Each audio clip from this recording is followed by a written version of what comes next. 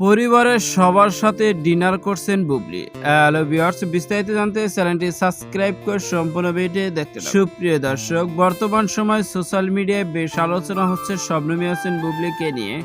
বেশ কিছুদিন ধরে শবনম ইয়াসমিন বুবলিকে কোথাও খুঁজে পাওয়া যাচ্ছে না। সোশ্যাল মিডিয়ায় ফেসবুক থেকে সকল রকমের প্ল্যাটফর্মে শবনম ইয়াসমিন বুবলি বর্তমানে অ্যাক্টিভ থাকতে দেখা যাচ্ছে না। আর সেই কারণে তো ভক্তদের মন্তব্য রয়েছে শবনম ইয়াসমিন বুবলি আসলে কোথায়।